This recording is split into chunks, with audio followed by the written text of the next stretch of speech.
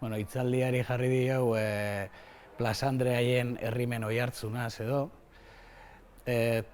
Tesian ibili naiz prentza historikoan, beste gauza batzun artean, baina prentza historikoan bilatzen, aber ze topatzen non bertsolaritzan inguruan, eta kasu honetan ekarri ditut bertsolari emakumeen inguruan topatutakoak.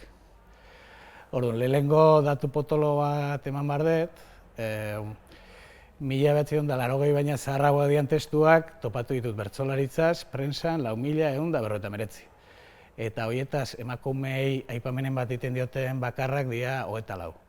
Orduan da 0,6, ehuneko 0,6.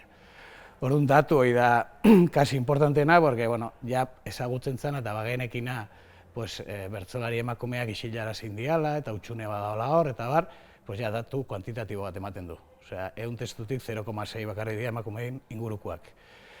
Gero ekarri ditut, perla txiki batzuk edo, topatu ditudanak, testu, 24 testu horietan, eta bada bertsolari ez ezagun bat, ni bintzat beste inunez detena ikusi, da Tolosako Manuela Zubiaurre. Orduan, kasualidade batez, beste testun artean, azaldu zitzaian bertsolari hori, Iparragirren garaikoa, osea oso zarra, eta hor prentzako bi testutan topatu dudanan arabera, bapatean ere egiten zuna, eta bar. Orduan, aurkeztuko dut Manuela Zubiaurre hau. Gero, batez ere, bertsolari emakumeak historikoki parte hartu izan dute gehiago, edo garai, gehiena azaldu dian garaia da iparraldeko lore jokoak.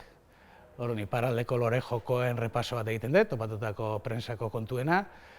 Lehenengo bertsolaritzai buruzko historiako lehenengo kronikan emakume badago, historiako lehen elkarrizketa bertsolari bat egindako emakume bada, eta orduan, ikusten da, gerora baino, garai hartan normalizatuagoa zegoela bertsolari emakumeen papera edo parte hartzea.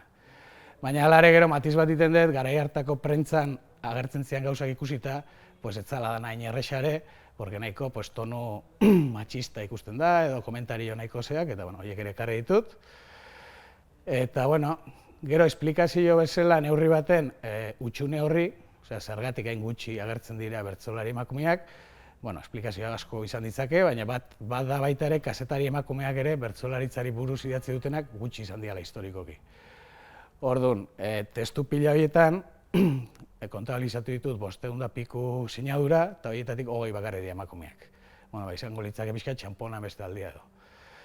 Eta bukatzeko ekarri dut, testu bat berriagoa, 1978koa Naitasunan topatu duena, da Mariasun Landak egindako elkarrizketa bat emakume bertsolari anonimo bati. Eta testu gehienak nahiko laburrak dira, hau luzeagoa da, bere testigantza ematen du, eta iruditzen zaidan polita zela hori ere jasotzea.